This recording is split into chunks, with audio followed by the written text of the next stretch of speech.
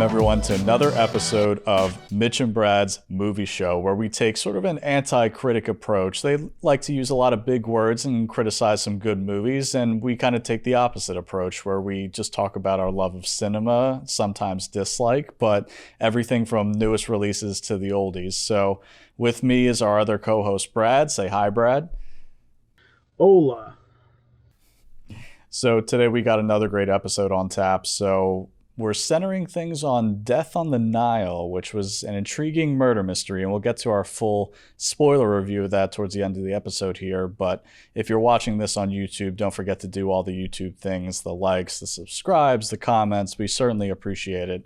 And if you're listening on audio, thank you for tuning in with us as well there on those platforms. So with that out of the way, let's get to our opening question, which we're doing an episode centered on Death on the Nile here. So we decided to ask, who do you think is the best movie detective of all time? So I got my answer, and this was one that you really had to think about because, no surprise, there are a lot of movie detectives out there, a lot to pick from. So Brad, where did you kind of go with your answer? Who did you pick and why?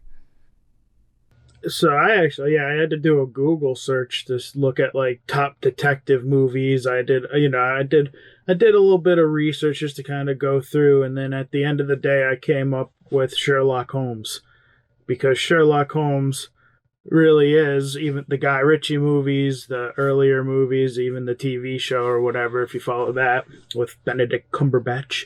But the guy's just, he deduces everything. Oh, I used a big word. Sorry, we're the anti-critic show. But like he, no, but like he like the way he breaks down everything within the crime scene to get to the killer or whatever.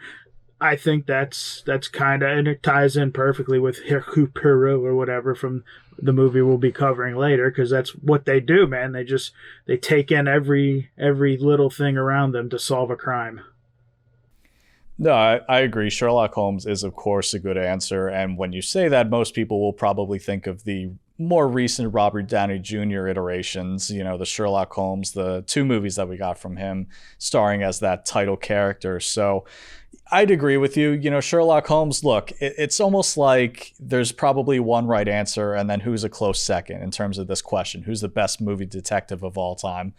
I mean, of course, it's probably Sherlock Holmes. It's just, it's fun to just play around and see, maybe people have some different opinions. Maybe they think someone can overtake him. So I agree that's a good answer. And that's probably going to be a lot of people's top ones and probably the right answer. But, for the sake of the argument here, I went with somebody different, somebody who I think is a great detective and who gets to the answer through a lot of hard-fought battles that she really earns, and that is Clarice Starling from Silence of the Lambs. And I say Silence of the Lambs and not Hannibal because same character portrayed by a different person, Julianne Moore and, Jodie Foster. It's just, I like the Silence of the Lambs version a lot better. So Clarice Starling, like I said, I think she just earns everything she comes to in terms of conclusions and cracking cases. And you just feel for her human side too. So I think,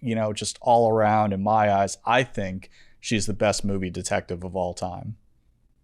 Yeah, that's a good answer. I mean, it takes place in Baltimore too. It's Silence of the Lambs is it's like one of the first horror movies or thriller type movies to win Best Picture or something, and it's kind of sweep the top awards, I think, with she won Best Actress, obviously. So definitely a good pick. Definitely. That's the thing, was she a detective? I guess if you're an FBI agent, you are a detective by default. I think when you take into account everything she was doing in the movie, she was cracking a case, she was investigating, she was tracking a killer. That to me is what a detective does. If you want to get technical, yes, in the movie, she's an FBI trainee, so she's not really a fully licensed agent yet. And are FBI agents detectives? I don't know, but I count it as a detective. So I like my answer, and I certainly love that movie as well. Oh, yeah, without a doubt. I mean, that's good. I still enjoyed Hannibal, the sequel, and yeah, she didn't. Julianne Moore took over the role. Still enjoy it. Never read the books. I don't know if you ever read the Thomas Harris books. Did you ever see the original Manhunter or any of those before Clarice? I really should go back and watch that because I heard Brian Cox as Hannibal Lecter in Manhunter was good, a movie from the late 80s. So maybe one day I'll go back and I'll track that down somewhere and I'll watch it. I haven't seen it yet, but, to me, again, it's just so hard to clear that bar because I saw Silence of the Lambs first when I finally watched it only, I don't know, about 5-6 years ago for the first time. And it's going to be hard to go back and watch these other Hannibal-related sequels, prequels, whatever they are, when you have such a high bar set already. So maybe one day I will because it's definitely different. And maybe one day, as the cycle of reboots and remakes and all this other stuff kind of goes on, maybe one day we'll get a half-decent Hannibal or Silence or whatever it is, remake, redo, reboot, on the big screen again. I don't know. That'd be tough. That'd be like when Heath Ledger stepped into the Joker. Remember? And everybody was like, there's no way Ledger can touch Jack Nicholson's Joker.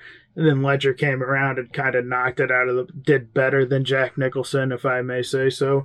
And so maybe somebody can come along and like redo Hannibal Lecter to a level of Anthony Hopkins or greater. But that's a high bar. It really is for both Clarice Starling and Hannibal Lecter. It's going to be a super high bar to clear, but maybe you don't try and conquer it by doing the same thing with different people. Maybe you do some sort of different spin on it, maybe like an origin story or a sequel or just something. We're just spitballing ideas here. Obviously, these aren't the best ones, but I'm sure someone with some creativity can come up with a better idea about how to soft remake Silence of the Lambs and do it maybe not better, but a little bit different. I mean, you brought up Heath Ledger. Look at Joaquin Phoenix's Joker. Certainly two different takes, and you're going to compare the two, but it's still kind of apples to oranges. So maybe someday we'll get another kind of adaptation of this kind of source material. Maybe, and when they do, I just hope they come knocking on my door so I can play Miggs. Yeah, so, who do you think is the best movie detective of all time? Feel free to let us know in the comments if you're watching on YouTube, or just muse amongst yourselves if you're just listening to this by yourself or with other people. So with that out of the way, let's get to our main segment, which is, again, another different thing that we're doing here for the first time on the show, which is Split Decision, featuring the 2017 movie Wonder Woman.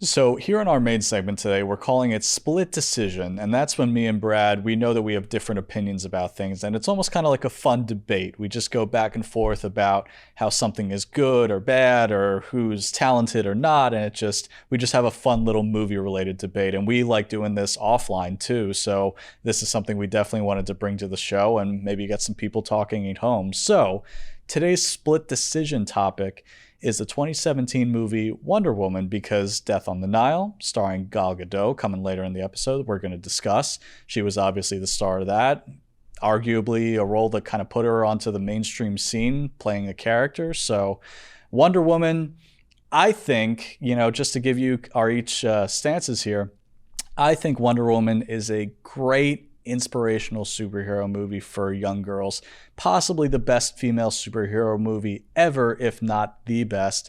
And Brad, you're a little more lukewarm on it, right? Yeah, I find it to be one of the most overrated movies ever. So this is why we have these conversations, different opinions. We like to understand where each other is coming from. So Brad, if you want to start off, why do you think it's maybe a little overrated, or maybe did the hype get to you before the movie came out and that kind of impacted your viewing of it? Where did this movie kind of go wrong for you? So I don't know if the hype got to me, because like when it comes to any comic book movie at all, there's hype. So I don't think comic book movies get affected hype wise, for me at least. But it was when the movie finished, immediately before, in today's world, you get on the internet to look at movies, your opinion gets swayed by what other people have written. But when the movie finished, for me, before anything, the first thing I said to the people I was with was, I was good, but it was just DC's version of Captain America. Then when I got home, read all the comments and everything, when the people who weren't like going all fanboy about this movie, that was the main thing they were saying, and it felt like not vindicated, but I felt like right on. I'm not the only one who kind of sees that this movie was Captain America for the DC world. And that's fair. I can certainly see the comparisons. A fish out of water, strong superhero type in the middle of a world war that becomes a little more of a battle hardened soldier by the end. Of course, I can see the comparisons, and I can't say that, at least to my knowledge, that the 2017 Wonder Woman movie borrowed that storyline from a particular comic in her past. There probably is something like that exists out there. Maybe she was sent back in time and fought in World War One or two, or maybe when her character first arrived on the scene. Unfortunately, I'm not a Wonder Woman historian, so maybe this is kind of borrowing from one of her stories, and they weren't just kind of copying off of Captain America. But that's certainly a fair criticism. But I would argue that this movie has a lot more going for it than just the setting or the central conflict that makes it stand out from Captain America, the first Avenger. I guess. I mean, I guess it also had to do with like it got so much praise, and I can get on board when a movie gets so much praise that I feel deserves it. Obviously, that's I don't know if that's a narcissistic take, but it's movie fans. That's how we all are, and so it just was just like, oh, okay, like this movie was not as good as everybody's saying it is, and it just felt like people were just predetermined to say female superhero movie. I have to love it. I have to love it so that people know that I'm all for female superhero movies. Not a bad movie, just way overpraised in my opinion.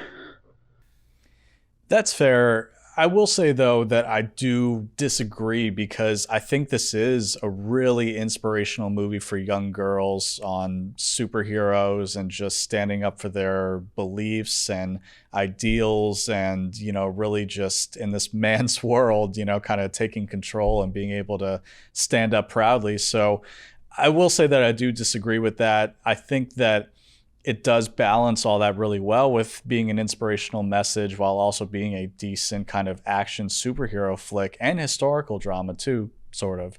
So I will say I kind of disagree with that. I don't think they really beat you over the head with it in this movie saying females are great, women are better than men, all that kind of stuff. And I think they did that really well because they kind of switched around the whole damsel in distress thing where you had, Steve Trevor played by Chris Pine kind of as that role that you see in a lot of movies where the woman who's along for the ride needs to be saved and isn't really of much use to the super strong main hero. So I do think that they did that balance really well between, just beating you over the head with the message and actually showing and being entertaining with it. So I will say that I do have a different stance on that. I guess to clarify, I do fully agree that it's with a female superhero movie, which obviously Marvel had not done to this point, and I can't think. I mean, there was Wonder Woman the show back in the 70s with Linda Carter. There have been female fronted stuff, but I understand. See a young girl seeing Wonder Woman on the big screen. I understand kind of the importance of that. And I didn't get that for a long time until I kind of realized like my idol in life, number one above all, I have a couple, but number one above all is Chris Farley. Why is he my idol? Because as a kid growing up, he was the first person I ever saw using the fact that he was a fat guy for comedy. And as he didn't internalize being fat and use it as like, oh, I'm fat, nobody likes it. He used it for comedy. First person I ever saw doing that. So I idolized that because that kind of informed how I grew up, how I lived my life. I used the fact that I am fat. I'm not sure if you can tell in these videos. The lighting is great in here, but I use my fat for comedy. I'm going to make people laugh with it. Chris Farley was the first one I saw doing that. So there is an importance I fully get where seeing a Gal Gadot, however you pronounce her name, apologies, but seeing her on the big screen and going, holy crap, that's awesome. Young girls in the street playing, Wonder Woman, and the same goes for like Black Panther. There wasn't a big time black lead movie until kind of Chadwick Boseman came along with Black Panther, and these little black kids see a superhero on screen, and it's like, holy crap, it's a whole new world I haven't seen before. And so I fully understand the importance of that, and in that I understand the importance of Wonder Woman, because that is kind of where you can pinpoint the first big female fronted superhero movie. Yeah, you're right. This was a very important movie in the superhero landscape. And I think kind of a milestone for women, because before this, you didn't really have a lot of, if not female led superhero movies, a lot of good ones. Some bad ones that kind of stood out before this were Elektra, Catwoman, amongst others. I mean, these weren't exactly shining examples of role models for young women who wanted to be superheroes, who wanted to see themselves on the big screen reflected in those characters. And then, yes, you're right, this did beat Captain Marvel to the punch from Marvel, but I didn't really like that movie because I just think the writing wasn't good in Captain Marvel. I think when I talked earlier about how it was Wonder Woman didn't beat you over the head with a female empowerment message, that it balanced it really well and it gave girls a great role model to look up to and was still entertaining for adults too. I felt like Captain Marvel kind of beat you over the head a little bit with the women are awesome thing, and that movie didn't really give you a reason why that Captain Marvel was awesome because she was a woman. You know, she was powerful, but what separated her from powerful male superhero? And I think Wonder Woman did that really well because you see her compassion and her empathy and her decision making and her battle prowess, and I think that did a much better job of showing off why a female superhero is strong because she's a woman. Yeah, and I like that you just said exactly what you just said, because it is a perfect argument against my point of you didn't like Captain Marvel simply because it was a female fronted movie. So it shows that the argument for a Wonder Woman is because you thought Wonder Woman did it right, and you don't blindly love a movie just because it has a female lead and there's female empowerment. You love Wonder Woman because you felt it did it right. And again, I say, good movie. Own it. Own the 3D on it. Own 1984, the 3D 1984. Good 3D. The director is somebody I absolutely love. I watch interviews with her all the time because I think she gives one of the best interviews. Patty Jenkins, who also did Monster. And she's just a great director and a great person to listen to. If you ever just want to sit back and listen to just good film conversation stuff, listen to some Patty Jenkins interviews.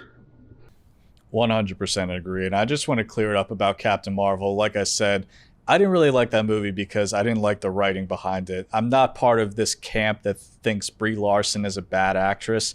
Go see movies like Room or The Spectacular Now or 21 Jump Street and all these other ones where she is a good actress. I firmly stand behind that. I just don't think Captain Marvel was a great movie overall. In terms of the female empowerment stuff, you could argue that it did it fairly well, kind of separate, like, is this a good movie versus is this a good female empowerment movie? You could make a case for that, but it just, again, I just think Wonder Woman did it so much better with the balance of everything and showing you, not telling you, showing you examples of why she was so strong because she was a female superhero, and just leading by example a lot better than Captain Marvel did in her movie, which came shortly after one. Oh, yeah. And to add to that Brie Larson thing, man, watch Scott Pilgrim. She's like the bad guy in Scott Pilgrim, but if you don't love her after watching Scott Pilgrim, then you are dumb, because she's so good in that movie. And Envy Adams is such a lovable yet you hate her character. Scott Pilgrim, that's another great example of Brie Larson's acting, that she's great in that too. So I firmly disagree with people that say the movie was bad because she was a bad actress. I just don't think it was written well. So there you have it. We're split on this, but that's why we have these conversations, to learn each other's viewpoints, to put different points of view out there, to really just, have our different opinions out there, just to have a good, honest, down-to-earth, level-headed conversation about why I think it's a great movie and why you might think it's not as great. So, I hope we do this again soon. We have this segment with another movie where we have this level of conversation about it and why maybe one of us doesn't like something about it or one of us does. I'm looking forward to it. Oh, I am too. I already know a couple movies off the top of my head that we will be discussing in this category soon. Oh, I'm sure when it comes to a certain time of year or a certain movie comes out that relates to something else that we disagree on, you will absolutely see this segment again soon. So, without further ado, let's get into what maybe some people have been waiting for as a new movie review, which is Death on the Nile, starring Gal Gadot.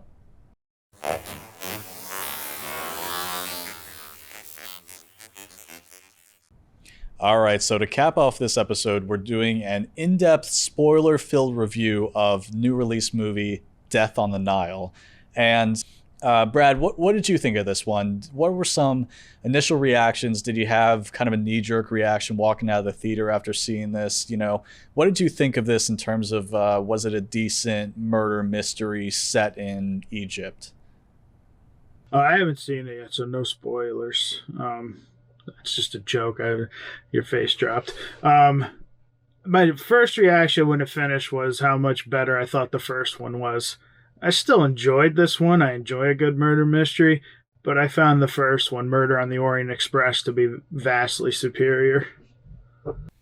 And that's fair. I actually am the other way around, where I haven't seen the Murder on the Orient Express from a few years back, to kind of play on your joke a little bit about you not having seen Death on the Nile. So I will say I haven't seen that one, but my just initial kind of just vague reaction to this was I liked it. I thought it was a decent murder mystery. Did I think it was revolutionary or that it was the worst movie ever or the best movie ever? No, not really, but I thought it was a decent murder mystery with, and this isn't really a huge spoiler, but come on, you got to expect there to be some twists and turns. So when I say that with some decent twists and turns, hopefully that's not too much of a spoiler that you have a few of those in a murder mystery. But I thought it was a decent watch, and we'll get to it kind of at the end of this segment, but I will say in general, I would look forward to more of these, kind of like an anthology starring the detective and some other Agatha Christie novels or just some other mysteries set in this time period.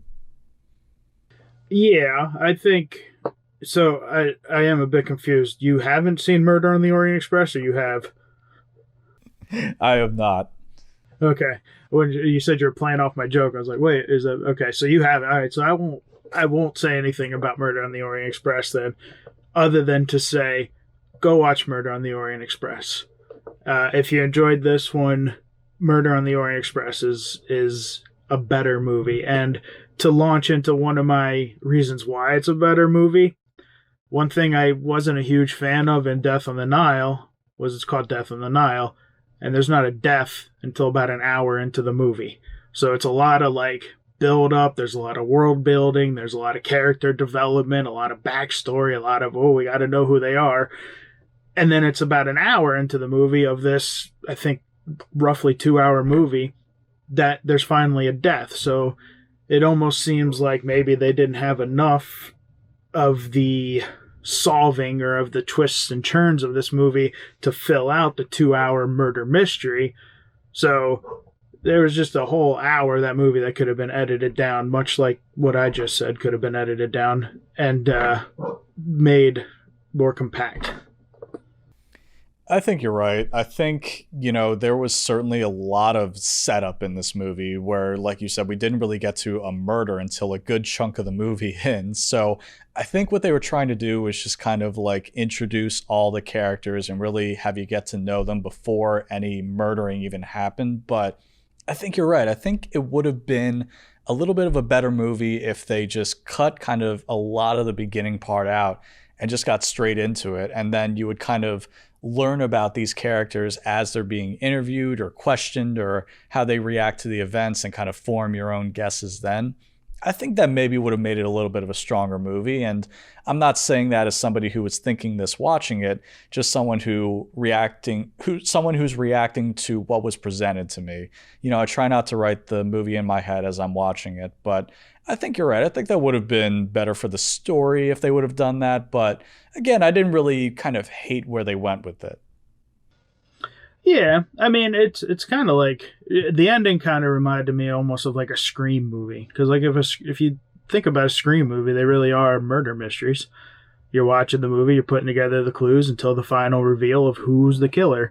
And so in this one, you get to the end and you find out who the killer is, and this will be the spoiler part. We've already given you that warning, so if you're still listening, click off. If you're here for the spoilers. The ending came, and it was Armie Hammer and his lover in the movie, or whatever, whoever she was, his original fiance, I think is what she was. And it got to it, and I guess it kind of like was with when we reviewed Scream a couple weeks back, where it was just like, okay, all right, the killer had to be somebody. Okay, all right, all right, not bad. I guess that works.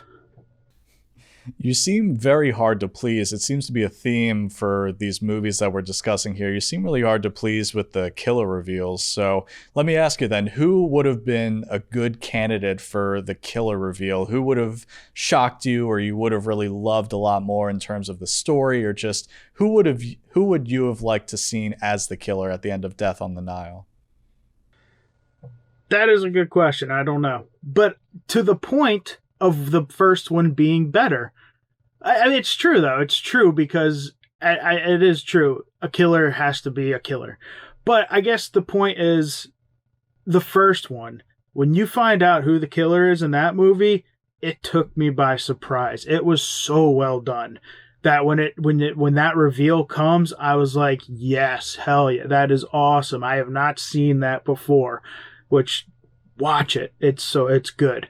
And to even go a little bit further, something like Knives Out, where that killer reveal was very well done as well. So, and again, that's kind of one where it's like it has to be somebody, but they could throw in a little something to twist it, like in Knives Out. It's like she did it, he did it, but really the person who did it was Chris Evans. Spoiler alert, sorry, but like the overarching person was Chris Evans. So it wasn't just a cut and dry murder, murder, murder. It was like really well written, really like, oh, ooh, and that's how Murder on the Orient Express was when I got to the ending. And so when I got to the ending of this, I was hoping for something similar. That's similar, like, oh wow, that's awesome.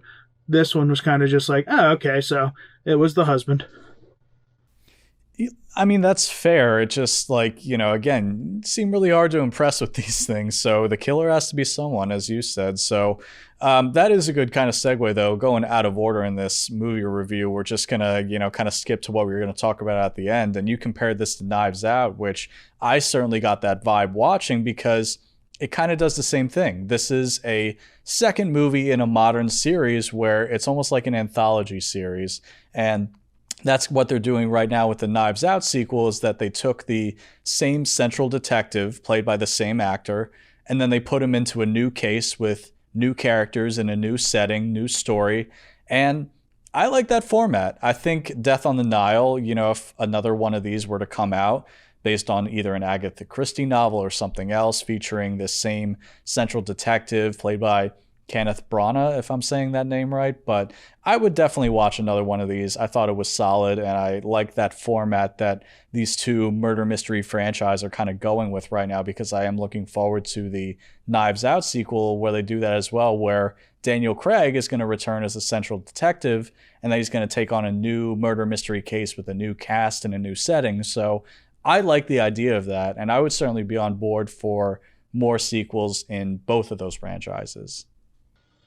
Oh yeah, I can't wait for the Knives Out sequels, and I would definitely. I mean, they make another Hercule movie, but they make another one of his movies. I'll definitely go see it because they are good. I like I like murder mysteries, man. One of my youngest memories is watching Clue. I don't know if you ever seen Clue from back in the day, back in the '80s, man.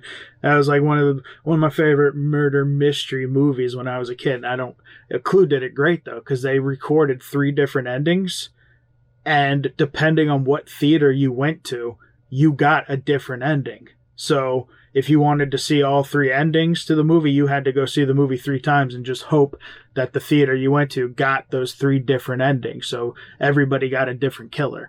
It was awesome. And I think they're remaking Clue, I think, now as well, but we'll see how that turns out. But a good murder mystery I like, because you really have to pay attention. And then I love getting to an end of a movie and going, oh wow, and then saying, I'm going to go watch that again, because now I know the ending, and now I want to go back and see exactly how the director and the writer just put in these little things for you to be like, oh, that's awesome. So I love murder mystery, the genre. Yeah, I guess maybe that's why I'm a little easier on murder mystery movies than other ones, is because you have to craft them so well. They have to stand up to first viewings, second viewings where you know who's the killer and you can notice clues, but you don't notice the first time. And it has to be able to shock people who the killer is. And, everyone has to be a decent enough suspect, and you have to juggle a big cast usually. And I guess that's why I'm kind of going a little bit easier on it, because it just seems like there's so much meticulous detail in making one of these that I guess maybe I'm just, forgiving it for a couple of things and just kind of enjoying the ride, something that I don't really do a lot with movies. I always kind of, hold them to a higher standard. So it was nice to just kind of like tell my mind to relax and just enjoy what I'm getting. Without a doubt. And I will say this movie had some great photography, man. The shots at the pyramid and everything, like, I believe those are real shots at the pyramids. I'm going to have to double check that. I might be making that fact up. Maybe it was CG, but I hope it wasn't CG, because those helicopter cam shots or drone shot cams they did, like these vast landscape shots they did, were absolutely gorgeous. I love those long sweeping shots they did. Yeah, and that's something I wanted to talk about too, was the setting for this movie. Again, this is kind of like an anthology series where you have different entries taking place. The first one was on a train, and this one's in Egypt. So I really love the setting for this movie. Like you said, there were tons of awesome shots, and it's like callbacks to ancient Egypt. And it just, for me, I really love the mythology behind like that setting. And I think it's just, it's one of the wonders of the world. So it's just awesome to kind of see that backdrop in this movie. And it does kind of, again, help you kind of look at this movie with rose-colored glasses, where you maybe forgive a few small things because it just looks so awesome, because the backdrop with Egypt and just the way it's shot, it's a very visually engaging movie for sure. With that, that's kind of Branagh, dude. He's been a phenomenal. His bread and butter back in the day was like Shakespeare. He did a lot. He did Hamlet, not Hamlet. He did Hamlet. He did Henry V. And that's like where people like he did a lot of those. He did Frankenstein back in the day too, and he may end up. And for you Marvel fans out there, if you don't know who this guy is, he directed the first Thor movie back in 2011, which is my favorite Thor movie, and that's maybe a little bit of a hot take because there seems to be a lot of Ragnarok fans out there, but I really liked the first Thor movie. I thought that was the best one for the character in terms of the little trilogy that he's had so far. So anyway, continue. For people who might not know who Kenneth Branagh, however you say his name is. Yeah, I'm not sure, but yeah, it's a good call. It's like, yeah, he's not just pulled out like these like kind of indie Shakespeare movies, which he was nominated for Oscars for. He's taken, and I think that's why he got Thor, because Thor is like Shakespearean comic book, really. If you kind of boil it down to Roman gods or Asgardian gods. So yeah, and I wonder why he didn't come back for any of the sequels. That's something to look into. I'm sure there's a reason, but he's up for Oscars right now for Belfast. So the guy is an incredibly talented filmmaker, and I think his Perot I love the way he plays Perot. Perot, however you pronounce it. But I Yeah, think he plays him phenomenally. just kind of scramble your voice in a French way, and just it sounds like you're saying his name. Yeah, just like clear your throat. So but no, I think he does a great job. And I think something that was added for this movie that wasn't in the original books, I believe, is like the whole backstory of his scar and the origin of his mustache, which was kind of funny, a origin story for a mustache. But it was, I appreciated that. I liked the way they did that with the war scene in the beginning and everything. I thought that was pretty well done. I thought. I'll agree with you where I thought he was definitely the best character out of the movie, really got a kick out of his performance and really liked his detective. But I'm going to disagree with you where we didn't really need to see that whole mustache backstory because that's pretty much what it was. It was a backstory for his ridiculous looking mustache. And, it's funny because the movie starts rolling and you open on this war scene. And my girlfriend, who went to see the movie with me in the theater, she kind of leans over and says, "Are we watching the right movie? What's going on here?" And then you eventually find out, what the reasoning is.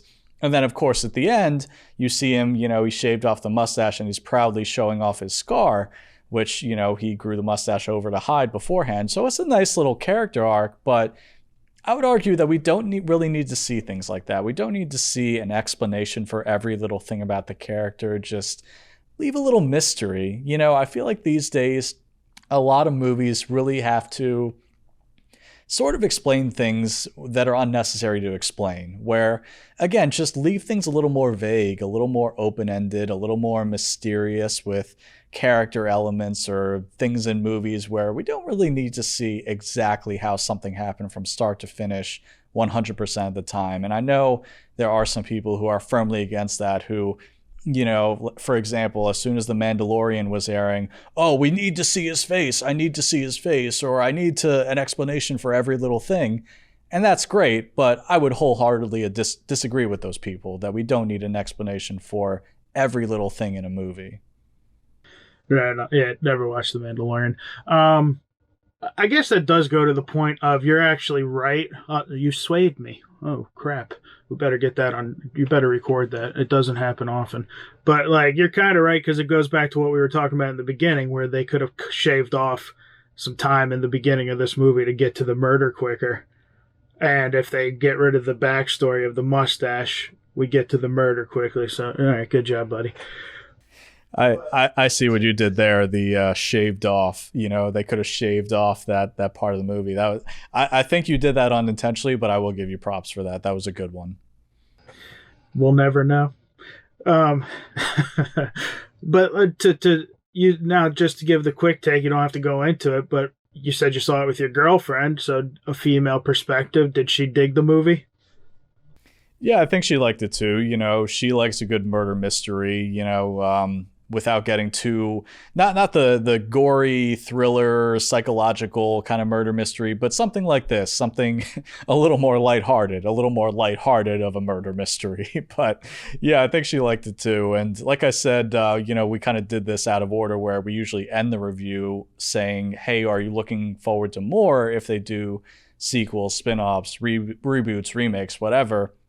And I think she and I were both looking forward to more of these. And hopefully, again, you get the same detective coming back, Hercule Poirot, or however you say his name, just gargle your voice a little bit. So I will say I would look forward to more of these if they came out. Without a doubt. Without a doubt. And I will say, dude, watch Murder on the Orient Express. Especially watch it with your girlfriend. If she dug this one, go back and watch that one, and maybe we'll have a quick recap on a future episode to see if you agree with the fact that Murder on the Orient Express is the better of the two movies. That's fair. And look, like I say, half the fun of doing these episodes is that we're able to recommend movies or shows to each other that we haven't really checked out yet, where we mostly trust each other's opinion, maybe not 100%, but mostly trust each other's opinion on recommendations. So, I'll just add it to the giant list of one-off movies that may not be on a streaming service to track down someday and give it a watch. So I will definitely add it. Yeah. If I have a digital copy code, you can have it. I'm not sure. I might. Depends if I look at my Blu-ray or not. But yeah, man.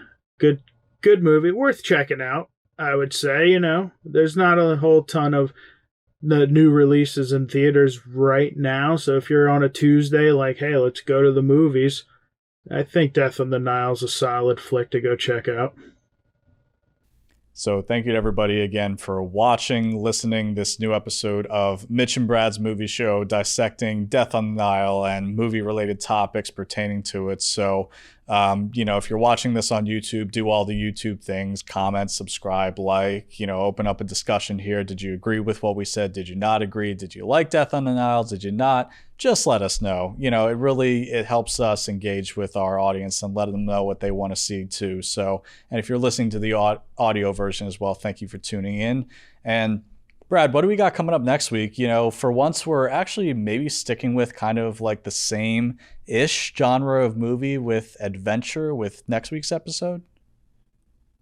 Yeah, I guess it could fall in the same kind of vein. Next week we got the Tom Holland starring Uncharted movie that we both saw recently. So that'll be a good discussion. Good discussion for us to have. And as always, with these new episodes and new movies that come out, we got some opinions to share, and we hope that you're going to tune in and listen to them. So thank you, everybody, again, for tuning in for this episode of Mitch and Brad's Movie Show. And hopefully we'll see you next week with another new episode.